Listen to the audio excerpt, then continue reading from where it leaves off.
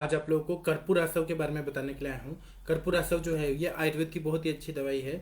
ये आसव है, मतलब मेडिसिन को आसव फॉर्म में बनाया जाता है और इसमें मेन कंटेंट घटक द्रव्य अगर देखेंगे तो कर्पूर होता है। हम लोग जो कर्पूर की आरती करते हैं तो कर्पूर गौरम करुणावतारम ऐसा बोल के जो हम आरती करते हैं तो वही कर्पूर डाला हुआ है। तो यह कैसे बनाना है, इसका क्या मेथड है, या अलग अलग ग्रंथों में अलग अलग विधियों से बताया है। तो जो भेषज रत्नावली अगर हम लोग देखेंगे तो भेषज रत्नावली में अग्निमांद्य रोगाधिकार में कर्पूरासव का उल्लेख है। इसी तरह से सहस्त्र योगम नाम का जो पुस्तक है उसमें भी कर्पूरासव का उल्लेख किया गया है। तो मैं पहले सहस्त्र योगम में जो कर्पूरासव बताया है वह मैं बताऊंगा, और उसके बाद में भेषज रत्नावली का बताऊंगा। फिर आयुर्वेद सार संग्रह में कर्पूरासव जो है वो किस तरह से बनाया है वह बताऊंगा, और इसके कंटेंट्स हैं तो उनके गुणधर्म क्या है वह मैं विस्तार से बताऊंगा, और क्लिनिकल एक्सपीरियंसेस भी आप लोगों से शेयर करूंगा। तो कर्पूरासव जो है उसके बारे में सहस्त्र योगम नाम की जो पुस्तक है उसमें ऐसा बताया है कि तुला प्रसन्नम प्रगृह्य शुद्धां पलांटकम चुड़ुपते शुपेच्च एलाच सूक्ष्माग्रशृंग वेरा यवानिकम वेलज मत्र सर्वम पल प्रमाणे पिहिते च भाण्डे मासम निदद्याद्भिषकत्र यत्नात् विसूचिकाय परमौषधम तत् निहंति चान्यन विविधान विकारान। इसका मतलब यह है कि जब भी मद्य बनाया जाता है, वह भी देसी मेथड से जब मद्य बनाया जाता है तो ऊपर का जो पानी रहता है वह ले लेना है 1 तुला की मात्रा में। और कपूर जो रहता है, कपूर जो हम लोग आरती करते हैं, आप लोगों को पता है कर्पूर गौरम करुणावतारम संसार सारम मुजगेंद्रारम सदा वन्दे हृदय विंदे भवम भवामी सेतम नमामि, ऐसे हम लोग कपूर की आरती करते हैं। वही कपूर जो है वो खाने वाला कपूर भीमसेनी कपूर रहता है, वह 8 पल की मात्रा में लेके, और मध्य का ऊपर का जो पानी है उसको लोकल भाषा में स्वच्छा बोलते हैं, मतलब मध्य के ऊपर का पानी वह ले लेना है। जैसे दही के ऊपर का पानी रहता है उसी तरह से मध्य के ऊपर का पानी में यह डाल देना है, कपूर डाल के 1 तोला मध्य के ऊपर का पानी लेना है, और 8 तोला 8 पल की मात्रा में कपूर डाल देना है। उसके बाद में कुछ दीपन पाचन द्रव्य डालने हैं। तो जैसे इलायची डाल दिया, वो भी छोटी इलायची जो सूक्ष्म मैला है वह डाल दिया, मुस्ता डाल दिया, शुंठी डाल दिया, और उसके बाद में अजवाइन डाल दिया। यह प्रत्येक 4-4 तोला की मात्रा में डालकर और उसको मिलाना है। इसके बाद में सब ये मिलाने के बाद इसको जो पात्र में हमने रखा है उसको अच्छी तरह से एयर टाइट करके पैक कर देना है, और फिर उसके बाद में 1 मास तक रख देना है।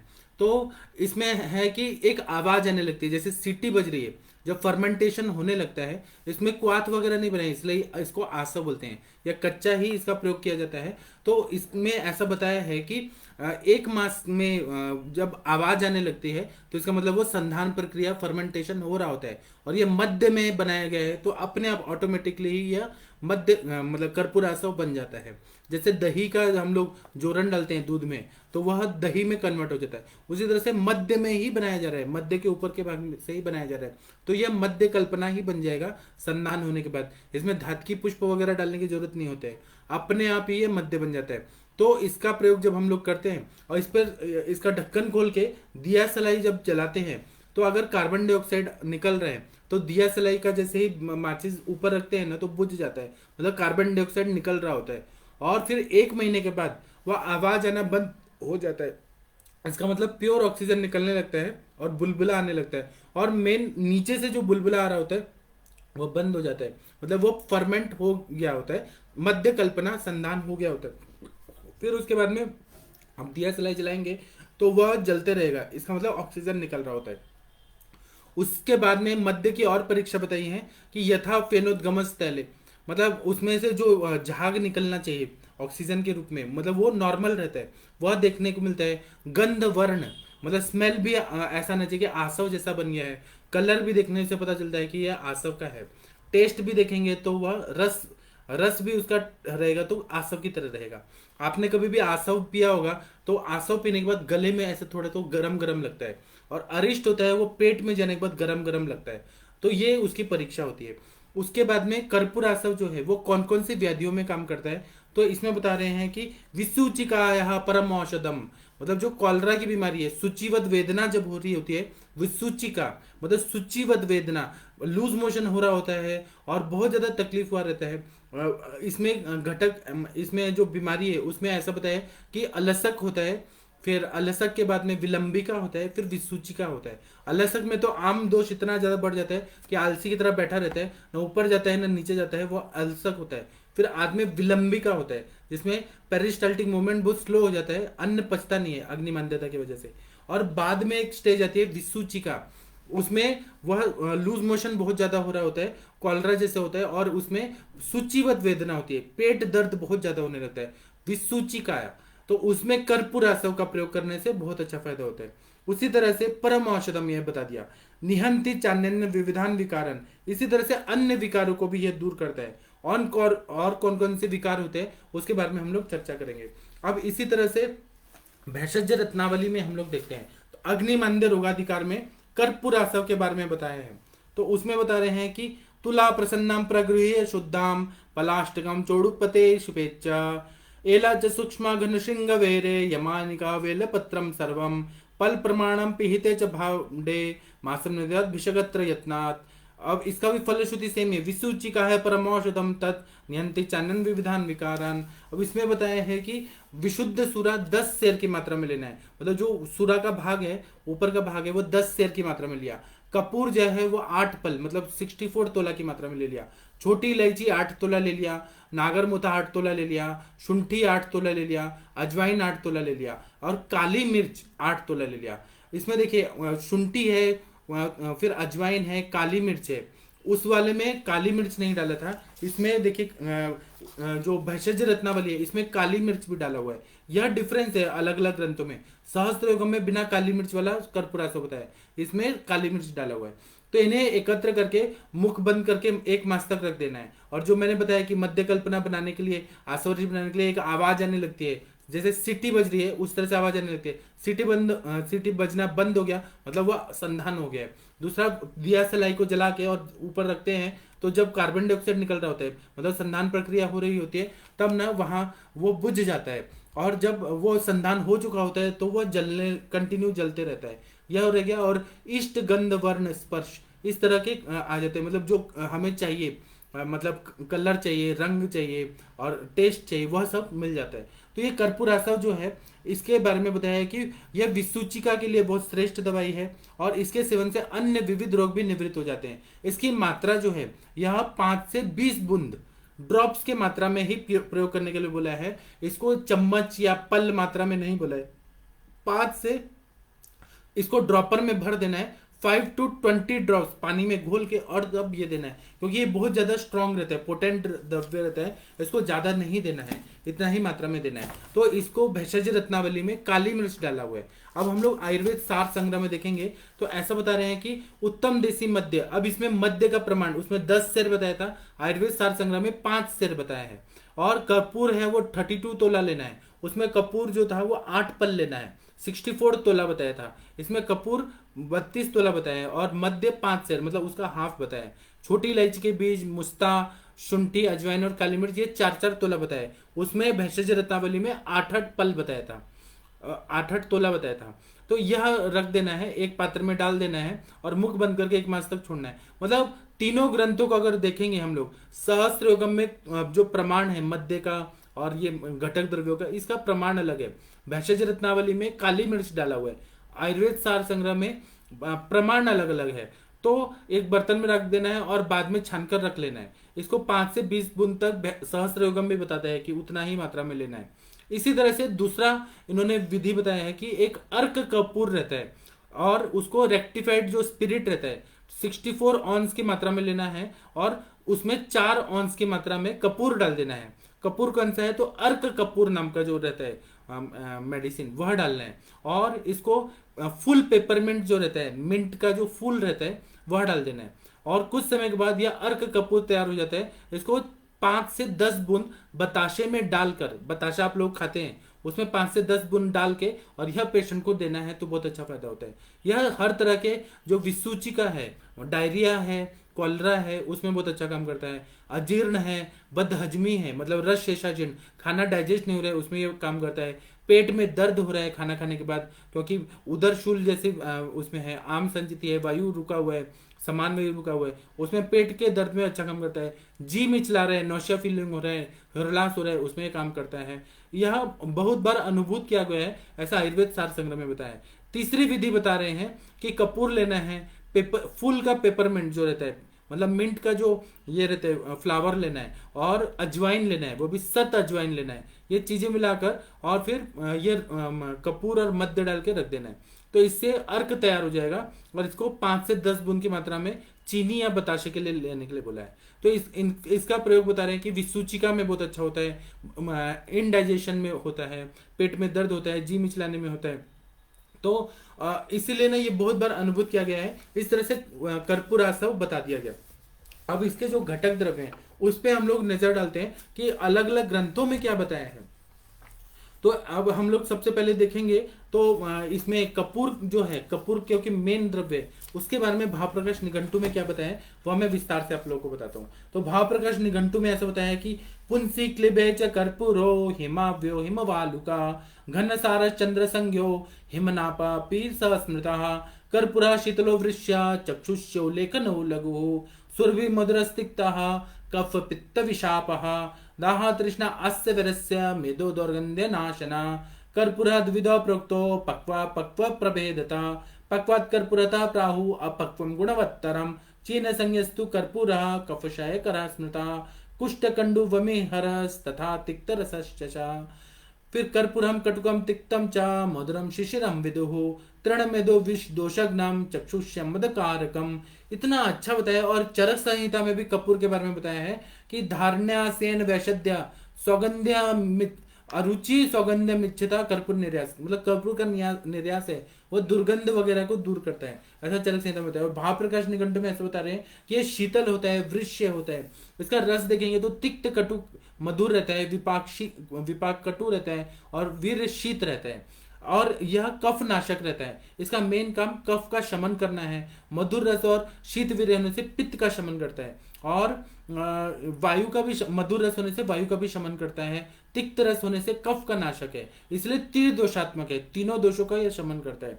इसी तरह से हम लोग अगर देखेंगे तो श्वसन संस्थान में कफ को निकाल कर, कफ को पिघला कर रक्ताभिसरण जो है उसको ठीक कर देता है, कफ पतला होने लगता है। इसलिए कफहर है, कासहर है, श्वासहर है। कर्पूरासव का प्रयोग श्वास और कास व्याधि में भी करने से बहुत अच्छा फायदा होता है। इसी तरह से पाचन संस्थान में देखेंगे तो ये दुर्गंधि नाशक है, मुख की शुद्धि करता है, और ये जो कर्पूरासव है ये रस ग्रंथियां जो हैं उसको ये उत्तेजित करता है, तो पाचक पित्त का स्त्राव अच्छा कर देता है। इसलिए दीपन और पाचन कार्य होता है। पाचन मतलब आम का पचन करता है, अग्नि को प्रदीप्त कर देता है। कर्पूरासव, आसव जो है वह सूक्ष्म स्त्रोतोगामी है, अग्नि को बढ़ा देता है, आम का पचन करता है। आंत्र में जंतुघ्न कार्य करता है, मतलब जंतुओं को मार देता है। अगर जैसे वर्म्स हो गए, फिर उसमें अगर वर्म्स देखेंगे तो हम लोग टेप वर्म रहता है, फिर रिंग वर्म रहता है, फिर अलग अलग एस्केरिस रहता है, अलग अलग जो वर्म्स कृमि रहते हैं उन सबको ये कर्पूरासव से बहुत अच्छा फायदा होता है, मतलब वो मर जाते हैं। उसी तरह से अगर बहुत ज्यादा मात्रा में अगर कर्पूरासव दिया तो जी मिचलाना, उल्टी हो सकता है, और बहुत सारे बीमारियां भी हो सकती है। इसका साइड इफेक्ट भी होता है, इसलिए ज्यादा मात्रा में नहीं देना है। इसको 5 से 10 ड्रॉप दीजिए, या 5 से 20 ड्रॉप ही देना है, ज्यादा मात्रा में बिल्कुल भी नहीं देना है। इसका प्रयोग अतिसार में होता है, मेन अतिसार, ग्रहणी रोग, विसूचिका, इसमें इसका प्रयोग करने के लिए बोला है। इसी तरह से इसका अगर ज्यादा प्रयोग कर दिया जाए तो ये बीपी को भी बढ़ा देता है, इसलिए इसका कम डोज 5 से 20 ड्रॉप्स ही देना चाहिए, ज्यादा नहीं देना है। ये मैं नहीं बोल रहा हूँ, ग्रंथों में जिन्होंने ऋषि मुनि लोगों ने लिखा है उन्होंने कहा है कि इसको अति सर्वत्र वर्जित, 20 ड्रॉप से तो ज्यादा देना ही नहीं है, पानी में घोल के उतना ही मात्रा में देना है। और यह कम मात्रा में हम देते हैं तो हृदय को उत्तेजना देता है। अगर कंजेस्टिव हार्ट फेलियर की तरफ पेशेंट जा रहे हैं तो उसमें ये बहुत अच्छा काम करता है। हृदय का संरक्षक है, रक्त वाहिनियों को संकोच करता है, कॉन्स्ट्रिक्शन करता है, और हृदय का काम जो है वह प्राकृत करता है अगर कम मात्रा में दिया जाए। त्वचा में भी यह वासोडाइलेटेशन करता है, त्वचा में भी स्वेदव स्रोतस को खोल देता है, तो पसीना अच्छे से आने लगता है।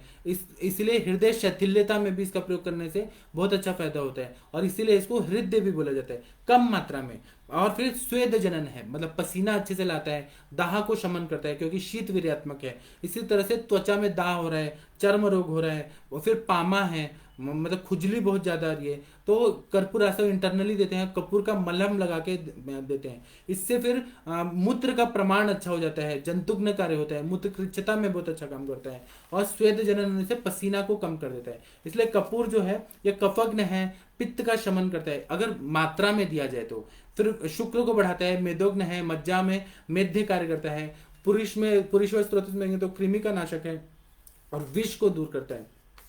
इसी तरह से छोटी इलायची जो है उसके बारे में अगर देखेंगे तो छोटी इलायची जो है वो श्वासर है, अंगमर्द प्रशमन गण में है, शिरोविरेचन गण में है। तो अगर छोटी इलायची देखेंगे तो लघु लघु रुक्ष और कटु है, कफ शामक है, और मधुर विपाक से वायु का शमन करता है, शीत वीर्य से पित्त का शमन करता है, तीनों दोषों को शमन करता है। मुख शोधक है छोटी इलायची, दुर्गंधि नाशक है छोटी इलायची, प्यास तृष्णा ग्रहण गण में बताया है, रुचि उत्पन्न करता है, दीपन पाचन कार्य करता है, और उसी तरह से मुख रोग में हृदलास अगर हो रहा है, जी मिचला रहे, उसमें अच्छा काम करता है। उदर रोग में, अर्श व्याधि में, और ऐसे बता रहे बांति निग्रहण, उल्टी को ये रोक देता है। अगर कोई आपके पास पेशेंट आ रहे हैं और उनको उल्टी और जी मिचला रहा है, प्रेगनेंसी हो या कैसे भी हो, तो आप इलायची को पीस के और उसमें मिश्री डाल के चूसने को बोलिए, उल्टी तुरंत बंद हो जाता है, क्योंकि सर्दिग्न गण में बताया है। इसी तरह से दौर्बल्यता में बहुत उपयोगी रहता है, श्वास काश में बहुत अच्छा उपयोगी रहता है इलायची। ये कर्पूर आसव श्वास काश में, क्योंकि इलायची डाला हुआ है।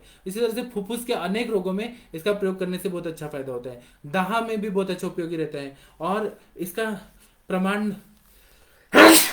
8 पल के मात्रा में भेषज रत्नावली में बताया, आयुर्वेद सार संग्रह में 4 तोला बताया है।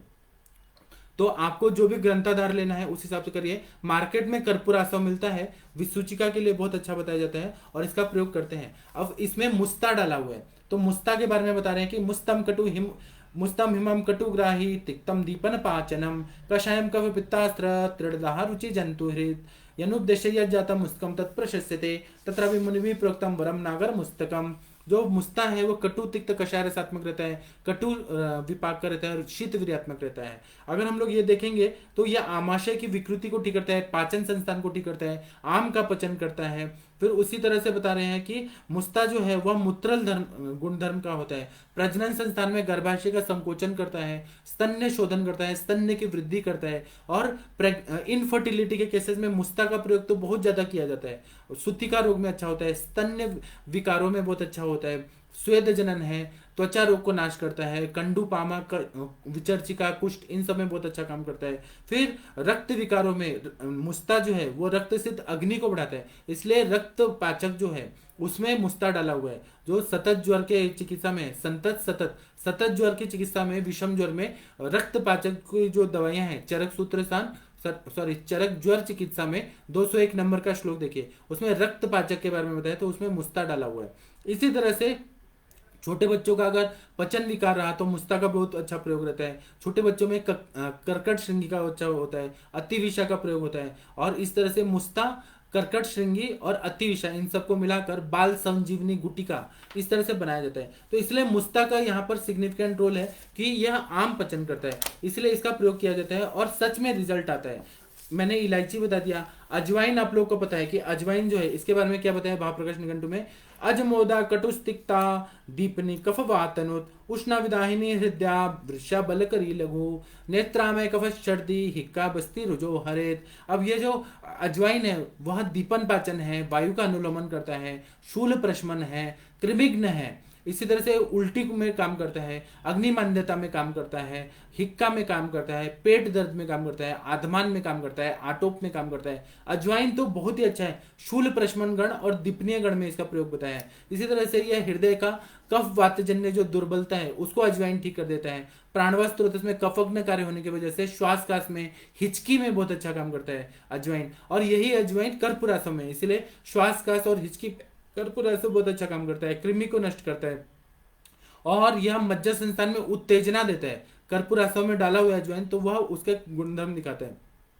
गर्भाशय की उत्तेजना देता है, और उसी तरह से वाजीकरण भी है, इसलिए कर्पूर आसव का प्रयोग वाजीकरण के रूप में भी करने से बहुत अच्छा फायदा होता है। नष्टार्तव हो गया, कष्टार्तव हो गया, उसी तरह से क्लैब्यता हो गया, तो इसमें अजवाइन का प्रयोग करने से बहुत अच्छा फायदा होता है। इसी तरह से अलग अलग व्याधियों में अब मैंने जो जो मेन मेन चीज थे, जैसे मैंने ये बता दिया कि इलायची क्या काम करता है, मुस्ता क्या काम करता है। अब शुंठी है, शुंठी तो आप लोगों को मालूम है कि शुंठी का विपाक मधुर रहता है और वीर्य उष्ण रहता है। तो शुंठी जो रहता है वो अग्नि का दीपन करता है और शुंठी ग्राही कार्य भी करता है। ग्राही कार्य होने की वजह से अगर लूज मोशन बहुत ज्यादा हो रहा है तो आम का पचन भी करता है और लूज मोशन को कंट्रोल कर देता है। इसलिए कर्पूरासव का प्रयोग करते हैं विसूचिका में। विसूचिका का परम औषध बताया है, तो विसूचिका में ये डालने से ये होता है कि वहां पर आम की उत्पत्ति हो रही है उसको ये पचा देता है, अग्नि को प्रदीप्त कर देता है, वहां इंटेस्टाइन का पेरिस्टाल्टिक मूवमेंट को अच्छा कर देता है। इसी तरह से बहुत अच्छा दवाई है कर्पूरासव, मैंने अपने प्रैक्टिस में इसका प्रयोग किया है। अब हम लोग देखेंगे भेषज रत्नावली, उसमें मरीच, काली मिर्च का प्रयोग होता है। तो मरीच के बारे में ऐसा बताया है कि मरीचम कटुकम तीक्ष्णम दीपनम कफवातजेत उष्णम पित्तकरम रुक्षम श्वास शूल कृमिंजयेत हरेत तद्राधा मधुर पाके नात्युष्णम कटुकम गुरु किंचित तीक्ष्ण गुणम श्लेष्मा प्रसेकी सात पित्तलम। अब काली मिर्च के बारे में आप लोगों को पता है कि प्रमाथी गुण धर्म का होता है, सूक्ष्म स्त्रोतोगामी रहता है, दीपनीय गण में बताया है, शूल प्रशमन गण में बताया है, कृमिग्न गण में बताया है, शिरो विरेचन गण में बताया है। शिरो विरेचन मतलब अगर आपने काली मिर्च का पाउडर को यहाँ नाक के पास रखा और फूंक मारा तो वो प्रधमन नस्य के रूप में जाता है, छींक आती है और सारा कफ जो जमा है वह सब निकल जाता है, बहुत जोर से छींक आती है। किसी को साइनस है, पीनस है, क्रॉनिक साइनोसाइटिस है, रेनाइटिस है, उसमें इसका प्रयोग करने से बहुत अच्छा फायदा होता है। इसी तरह से हम लोग देखेंगे तो पचन संस्थान में उष्ण होता है, तो यह क्या करता है, आम का पचन करता है, अग्नि को प्रदीप्त करता है, पाचक स्त्राव बहुत अच्छे से होने लगते हैं जब भी हम काली मिर्च का प्रयोग करते हैं। कफ अगर मल रूप में बहुत ज्यादा चिपका हुआ है तो यह वहां पे चिकनाहट को, स्त्यांता और लीनता को नष्ट कर देता है, इसलिए काली मिर्च का प्रयोग करते हैं। और रक्तवत संस्थान में उत्तेजना का कार्य करता है, यकृत शिथिलता में काम करता है, यकृत अगर बहुत ज्यादा बढ़ गया है मतलब हिपैटोमेगाली है उसमें बहुत अच्छा काम करता है, शूल में बहुत अच्छा काम करता है, फिर उसके बाद में हृदय पे बहुत अच्छा काम करता है, प्लीहा वृद्धि में, स्प्लीनोमेगाली में बहुत अच्छा काम करता है। और बहुत ज्यादा त्वचा रोग रहे जिसमें वो निकल ही नहीं रहा है, त्वचा रोग मतलब कुष्ठ व्याधि, उसमें भी हमें दीपन पाचन करना जरूरी है, शिथिलता को दूर करना जरूरी है, अग्नि मान्यता और धात्वग्नि मान्यता को दूर करना जरूरी है। इसलिए ये जो काली मिर्च है क्लेद को भी दूर करता है, अग्नि को भी प्रदीप्त करता है, और जो त्वचा रोग क्रॉनिक रहे और ठीक नहीं हो रहे उसमें हम लोग काली मिर्च का प्रयोग करते हैं, त्रिकटु वगैरह डालते हैं तो बहुत अच्छा रिजल्ट आता है। इसी तरह से यह कफ और मेद का लेखन करता है, छेदन करके कफ को निकालता है। तो मूत्र कृच्छता, कल एक मैडम ने बताया था, मीनल मैडम ने बताया था एक केस, मीनल मैडम नहीं अंजना मैडम ने बताया था, कैल्सिफिकेशन हो गया है यूरिनरी ब्लैडर में, मतलब कफ के वजह से और वायु के वजह से वहां पर कैल्सिफिकेशन यूरिनरी ब्लैडर में होता है, बच्ची को यूरिन पास नहीं होता, इस तरह की मूत्र कृच्छता है। वहां पर अगर काली मिर्च का प्रयोग अगर कर दिया जाए खाने के पहले तो वो कैल्सिफिकेशन हो गया है, वह मूत्र उस तरह की मूत्र कृच्छता में, क्योंकि कफज मूत्र कृच्छता है तो उसमें क्षार का प्रयोग करें या काली मिर्च जैसे द्रव्यों का प्रयोग करें तो वह मूत्र कृच्छता को ठीक कर देता है। इसी तरह से कष्टार्तव में अच्छा काम करता है, नष्टार्तव में, क्योंकि स्त्रोतोरोजन्य संप्राप्ति है जहां पे नष्टार्तव है, स्त्रोतस अवरुद्ध है, वहां पे प्रमाथी गुणधर्म वाला ये मेडिसिन काली मिर्च है वह डालते हैं, कर्पूरासव के रूप में भी उसमें डाल सकते हैं, तो यह स्त्रोतरोध को दूर करता है, तो मेंसेस आने लगते हैं। कष्टार्तव में, नष्टार्तव में बहुत अच्छा काम करता है। ध्वज भंग में भी काली मिर्च का ये लेते हैं और कुछ कुछ और मेडिसिन मिला के पेनिस के ऊपर लगाते हैं, तो ध्वज भंग इरेक्टाइल डिसफंक्शन है उसमें भी बहुत अच्छा काम करता है। इसी तरह से प्राणव स्त्रोतस में बहुत अच्छा काम करता है, कफ की स्थानता को दूर कर देता है, इसलिए प्रतिशय, कास व्याधि में, श्वास व्याधि में इसका प्रयोग करते हैं। और कर्पूरासव भी श्वास कास में आप लोग दीजिए तो बहुत अच्छा फायदा करता है। स्वेदवा स्त्रोतस को उत्तेजित करता है, इससे त्वचा शुद्ध हो जाती है, और जो मंडल कुष्ठ जो है, कफ वाला जो कुष्ठ है उसमें भी बहुत अच्छा काम करता है, इसीलिए, और इससे खुजली भी ठीक हो जाता है। तो कर्पूरासव जो है वो अलग अलग व्याधियों में बहुत अच्छा काम करता है, और यह कृमि को भी नष्ट कर देता है, श्वास कास में अच्छा काम करता है, प्रवाहिका विसूचिका में ये बहुत अच्छा काम करता है। इसलिए कर्पूरासव का प्रयोग मैंने तो किया है, मेरे पास ऐसे पेशेंट आते हैं जैसे पुराने क्रॉन्स डिजीज के आते हैं, तो उसमें कर्पूरासव का प्रयोग मैंने परपटी कल्पना के साथ किया है, जैसे स्वर्ण परपटी, लोहा परपटी, पंचामृत परपटी के अनुपान के साथ कर्पूरासव का प्रयोग करके देखा है। जिनको जो बहुत बार विसूचिका जैसे वेदना होकर लूज मोशन होते रहते हैं, दिन रात होने लगते हैं, उसमें ब्लड नहीं आता है, मतलब जख्म अल्सरेशन इतना नहीं हुआ लेकिन बार बार जाना पड़ता है, या आईबीएस की कंडीशन रहती है, उसमें मैंने परपट्टी कल्प के साथ, आरोग्य वर्धनी के साथ दूध पिला के आरोग्यवर्धिनी का अनुपान तो दूध रहता है, उसके साथ मैंने कर्पूर आसव दिया 1 घंटे के बाद, क्योंकि दूध और आसव और इष्ट में 1 घंटे का अंतर रहना चाहिए। तो मैंने दिया तो बहुत अच्छा रिजल्ट आता है। कर्पूर आसव अग्नि को बढ़ा देता है और यह ग्राही गुणधर्म का है, क्योंकि इसमें ऐसे द्रव्य हैं, और आम का पचन करता है। और विसूची का जो कॉलरा है ऐसा रहता है कि आंव पड़ता है, मतलब मैदा की तरह लूज मोशन होता है, कच्चा पक्का इस तरह से निकल रहा होता है। उस ऐसे कंडीशन में यह अगर हमने कर्पूर आसव दे दिया तो बहुत अच्छा फायदा होता है। अब मैं यहाँ आप लोगों को नमस्ते प्रणाम करता हूँ, आप लोग प्रश्न पूछिए। डॉक्टर विकास विश्वकर्मा जी नमस्ते प्रणाम आपको। डॉक्टर श्रुति निगम जी नमस्ते प्रणाम आपको। डॉक्टर विवेक अवस्थी जी नमस्ते प्रणाम आपको। डॉक्टर विनय मित्तल जी नमस्ते प्रणाम आपको। डॉक्टर सरोज मिश्रा जी नमस्ते प्रणाम आपको। आप लोग सर्वश्रेष्ठ चिकित्सक हैं, मुझे आप सभी लोगों को नमस्ते प्रणाम करके दिल से खुशी होती है। डॉक्टर राजेंद्र कुमार जी नमस्ते प्रणाम आपको। डॉक्टर रवि कुमार जी नमस्ते प्रणाम आपको। डॉक्टर ओम प्रकाश तिवारी जी नमस्ते प्रणाम आपको। डॉक्टर सस्मिता नायक जी नमस्ते प्रणाम आपको। डॉक्टर शंकर प्रसाद जी नमस्ते प्रणाम आपको। आप लोग सर्वश्रेष्ठ चिकित्सक हैं, इसलिए बहुत मुझे अच्छा लगता है आप लोग के साथ आने में। डॉक्टर नवजोत जी नमस्ते प्रणाम आपको। डॉक्टर उषा जी नमस्ते प्रणाम आपको। डॉक्टर सत्यवान जी नमस्ते प्रणाम आपको। डॉक्टर भारती पटेल जी नमस्ते प्रणाम आपको। डॉक्टर विनोद गुप्ता जी नमस्ते प्रणाम आपको। डॉक्टर वैशाली जी नमस्ते प्रणाम आपको। डॉक्टर सत्यवान जी बोल रहे हैं कि सर एक रोगी है जो गायक है 5 वर्ष से, उसको एंसेफेलिया हो गया था, इसोफिलिया हो गया था, तो इसिनोफिलिया के लिए औषधि सेवन ठीक हो गया, परंतु गला स्वर भंग हो गया, क्या उपचार से उसका गला सुरीली आवाज हो सकती है?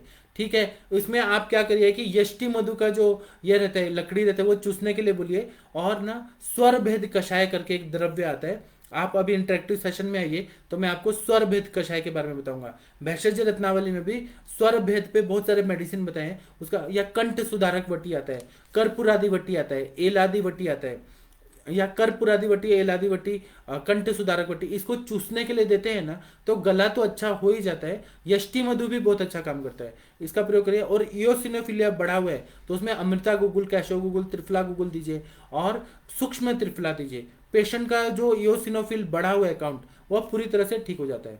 डॉक्टर विजू जी नमस्ते प्रणाम आपको। डॉक्टर प्रीति जी बोल रही हैं कि सर क्रॉनिक अर्टिकेरिया के पेशेंट है, एलोपैथी मेडिसिन से कोई रिलीफ नहीं है, क्या देंगे? अब क्रॉनिक अर्टिकेरिया है, उसको आयुर्वेद के हिसाब से आपने डायग्नोज किया क्या? आयुर्वेद के हिसाब से डायग्नोज करिए, वह शीत पित्त है कि उदर्द है, क्या हेतु है, कैसे संप्राप्ति बना। आपको अगर नहीं आ रहा है तो आप इंटरेक्टिव सेशन में आइए, मैं आपको वहां पे बताता हूँ कि कैसे डायग्नोज करना है, शीत पित्त है या उदर्द है, कैसे करना है। और एलोपैथी के मेडिसिन से वो क्योर नहीं होता है, टेम्पररी वो दबा दिया जाता है, उसमें एंटी हिस्टामिनिक ड्रग्स देते हैं, तो ऐसे द्रव्यों से दबा दिया जाता है, लेकिन वो आयुर्वेद से जो ठीक होता है वो परमानेंट ठीक हो जाता है। डॉक्टर अश्विनी कुमार जी नमस्ते प्रणाम आपको। डॉक्टर रजनीश शर्मा जी नमस्ते प्रणाम आपको। और कृपया मुझसे प्रीति जी अर्टिकेरिया का चिकित्सा, आयुर्वेद की चिकित्सा ऐसे मत पूछिए, आप आयुर्वेद की डॉक्टर हैं, आयुर्वेद की बीमारी बताइए और आयुर्वेद के हिसाब से डायग्नोज करिए, और तो मैं आयुर्वेद के हिसाब से आपको अच्छा दवाई बताऊंगा, आपके पेशेंट ठीक होंगे तो आपके हाथ में सक्सेस रेट बढ़ेगा। डॉक्टर रजनीश शर्मा जी नमस्ते प्रणाम आपको। डॉक्टर चंद्रकांत पांडे जी नमस्ते प्रणाम आपको। डॉक्टर नितिन बंसल जी नमस्ते प्रणाम आपको। डॉक्टर उषा जी बोल रहे हैं रूमेटिज्म एंड मस्कुलर पेन में क्या देते हैं, इसको आयुर्वेद में बताइए उषा जी, इसको आमवत बोलते हैं, और मस्कुलर पेन भी है तो आमवत है, अंगमर्द हो रहा है तो अंगमर्द प्रशमन गण दीजिए। आमवत का अगर सिम्टम है तो उसमें देखिए कि बड़ी संधियों में है तो उसमें सुबह बाजरी का रोटी दीजिए, लहसुन अदरक का चटनी दीजिए, दोपहर में जो कुल्थी होता है या हुलगा मराठी में बोलते हैं उसका दाल का युष दीजिए, शाम को एक टाइम खाने को दीजिए, हल्का खाने को दीजिए। और दूसरा क्या है कि चेंज करने में मंड और युष ज़्यादा दीजिए, पेशेंट को एक ही बार खाने को दीजिए। दूसरा बात है कि आम वातारी रस अच्छा काम करता है, आरोग्यवर्धिनी अच्छा करता है, आम पाचक वटी अच्छा काम करता है, सिंहनाथ गुगुल अच्छा काम करता है, महायोगराज गुगुल काम करता है। मतलब आम का पचन करते जाएंगे तो ये ठीक हो जाएगा। मस्कुलर पेन भी हो रहा है तो उसको अंग मर्द बोलते हैं, आमवाद के साथ अंग मर्द है। और ज्वर भी अगर होगा वो पेशेंट को तो उसमें त्रिभुवन कृति रस या महासुदर्शन काढ़ा या महासुदर्शन घनवटी इस तरह का चिकित्सा करिए। आम का पचन करेंगे तो ये ठीक हो जाएगा।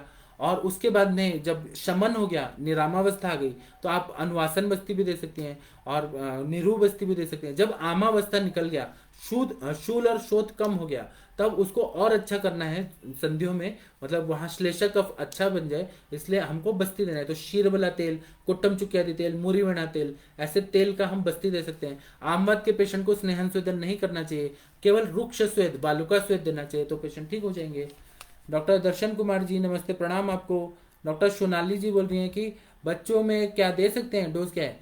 बच्चों को अगर देना है कर्पूरासव तो 2 या 5 बूंद तक ही देना चाहिए। इसका डोज कम रहता है। कर्पूरासव जो है इसमें मध्य का प्रमाण ज्यादा है, और स्पेसिफिकली इसमें बताएं कि बच्चे हों या बड़े हों, अगर 20 ड्रॉप से ज्यादा दे दिया जाए तो उनको जी मिचलाते हैं, उल्टी आती है और बहुत ज्यादा कॉम्प्लिकेशंस हो जाते हैं, क्योंकि यह कपूर है वो बहुत ज्यादा उग्र गंधी होता है और उसका प्रभाव ऐसा रहता है कि वो बॉडी टॉलरेट नहीं कर पाती है। इसलिए 5 से 10 ड्रॉप बड़ों के लिए बोला है, 5 से 20 ड्रॉप बड़ों के लिए बोला है, या फिर आप छोटे बच्चों को देना है तो 2 से 3 या 4-5 ड्रॉप तक दीजिए, बस उतना ही देना। और बतासे में डालकर अगर देंगे तो ज्यादा फायदा करेगा। मार्केट में मिलता है ये सोनाली जी कर्पूरासव, विसूचिका में तो बहुत अच्छा। ये सुबह शाम नवजोत जी, सुबह 5 ड्रॉप, शाम को 5 ड्रॉप, मतलब बीडी डोज में ही देते हैं हम लोग, तो फायदा होता है।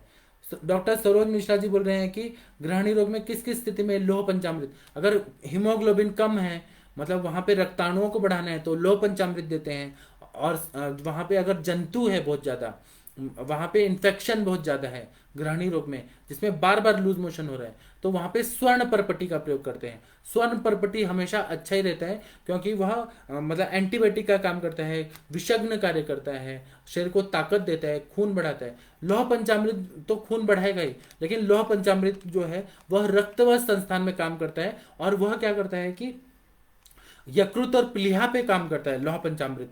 और स्वर्ण परपटी भी यकृत प्लीहा पे काम करेगा, परपटी कल्प है तो, लेकिन यह मज्जा संस्थान पे काम करता है, या पित्त धरा कला सह मज्जा धरा कला।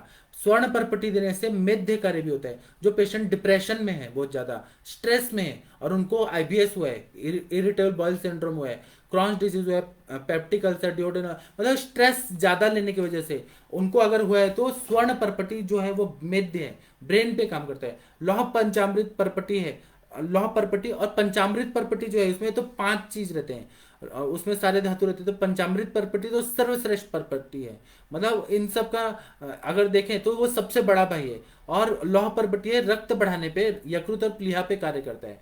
स्वर्ण परपटी मेध्य मज्जा पे काम करता है, और पंचामृत परपटी सब पे काम करता है, यकृत प्लीहा पे भी काम करता है, मज्जा पे भी काम करता है, नाड़ी संस्थान पे भी, नर्वस सिस्टम पे भी काम करता है। इस तरह से इसकी योजना किया जाता है। डॉक्टर सत्यवान जी बोल रहे हैं कि सर जी आजकल प्राय लोगों को सूखी खांसी हो रही है, पेट भी साफ नहीं हो रहा है, उसके लिए क्या करना चाहिए। सबसे मेन है कि दीपन पाचन अनुलोमन, पेट साफ करने के लिए अभ्यादि मोदक दीजिए, अभ्यारिश दीजिए, फिर गंधर्व हृदय दीजिए, या फिर उसको बस्ती दीजिए, या फिर उसको एरंड तेल दीजिए। किसी तरह से पेट साफ होना चाहिए। और दूसरा क्या है कि सूखी खांसी हो रही है तो घृत कल्पना का प्रयोग करिए, जैसे पिपल्यादि घृत, कंटकारी घृत, यह बहुत अच्छा काम करता है। चित्रकादि घृत बहुत अच्छा काम करता है। चित्रकादि घृत में चित्र कटु कटु उष्ण है, लेकिन घृत जो है वह तो शीत है। चित्रकादि घृत में घृत कल्पना देने के बाद भी उष्णता नहीं बढ़ती है, क्योंकि घृत उसको शांत कर देता है, चित्र का गुणधर्म। इसलिए सूखी खांसी में इसका प्रयोग करिए। और नहीं तो आप घृत कल्पना यूज करेंगे, सादा घी दीजिए, उसके साथ में आप सीतोपलादी चूर्ण, टंकन क्षार, ये सब का प्रयोग करिए, वो और अच्छा काम करता है। अपामार्ग क्षार जो मैंने पढ़ाया था उसका बहुत अच्छा काम होता है, यवक क्षार का काम होता है, उन सब का प्रयोग करिए, सूखी खांसी ठीक हो जाता है। डॉक्टर विजय जी नमस्ते, प्रणाम आपको। डॉक्टर सत्यवान जी बोल रहे हैं कि सर जी इंटरेक्टिव सेशन में कैसे ज्वाइन करें, उसका मार्गदर्शन करिए। इंटरेक्टिव सेशन में ज्वाइन करने के लिए मैं अभी अपना व्हाट्सअप नंबर देता हूं, तो आप व्हाट्सअप में मेरे को भेजिए, मैं उसमें लिंक दे दूंगा, और वो गूगल फॉर्म भर के आप आ जाइए, तो आपको इंटरेक्टिव सेशन में बोलने का, प्रश्न पूछने का, अपना सक्सेस स्टोरीज बताने का मौका मिलेगा। डॉक्टर प्रीति जी नमस्ते, प्रणाम आपको। डॉक्टर नीलम जी प्रणाम आपको। आपको कोई कोई किताब चाहिए नीलम जी, और कोई कोई मेडिसिन चाहिए, आप मुझे व्हाट्सअप करिए, मैं आपको बताता हूँ, मैं मेडिसिन भेज दूंगा आपको यूएसए में। डॉक्टर सत्यवान जी नमस्ते, प्रणाम आपको। अहिफेनासव जो है वह नींद निद्रा लाने में श्रेष्ठ है। कर्पूरासव जो है वो विसूचिका में काम करता है, श्वासकाश में काम करता है। अहिफेनासव का प्रयोग ज्यादातर निद्रा में काम होता है, स्ट्रेस को कम करता है, माइंड पे काम करता है। कर्पूरासव माइंड पे काम नहीं करता है, वह ग्रहणी कला पे काम करता है, और इसका डोज कम रहता है, अहिफेनासव का डोज ज्यादा रहता है। डॉक्टर उमा रानी महान काली प्रणाम आपको। जय महाकाली उमा रानी, प्रणाम आपको। डॉक्टर नवजोत जी नमस्ते, प्रणाम आपको। डॉक्टर ईदल सिंह गुर्जर जी नमस्ते, प्रणाम आपको। बहुत सारे लोग मुझे प्रणाम बोल रहे हैं, लेकिन आप प्रश्न नहीं पूछ रहे हैं। कृपया प्रश्न पूछिए तो ज़्यादा अच्छे से हम लोग चर्चा कर पाएंगे। डॉक्टर अनूप कुमार जी नमस्ते, प्रणाम आपको।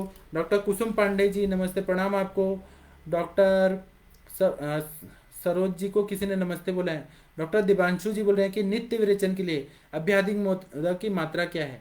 अभ्याधिक मोदक मैंने यूज़ नहीं किया है नित्य विरेचन के लिए, मैंने एरंड तेल यूज़ किया है, गंधर्व की किया है। डॉक्टर नीलम जी बोल रहे हैं कि I did WhatsApp on WhatsApp. Doctor Pathak ji ठीक है, मैं देखता हूँ, मैं आपको रिप्लाई करने का कोशिश करता हूँ। अभ्याधि मोदक जो है वो तीक्ष्ण विरेचन में आता है, किसी किसी को बहुत ज़्यादा लूज मोशन होते हैं, तो नित्य विरेचन में अभ्याधि मोदक जो डाबर कंपनी बनाती है उसका तो हम नहीं रिकमेंड करेंगे कि पेशेंट को नित्य आप विरेचन कराइए। उससे नहीं तो फिर क्या होगा, ज़्यादा लूज मोशन करेगा तो इंटेस्टाइन में शिथिलता आ जाएगी, वात प्रकोप होगा, ज्वाइंट पेन होने लगेगा। अभ्याधि मोदक कभी महीने में एक बार ले लिया तो ठीक है, डेली डेली हम तो नहीं करेंगे। अगर कोष्ठ बहुत ज़्यादा क्रूर है तो आप उसको बस्ती दीजिए, अनुवासन बस्ती दीजिए।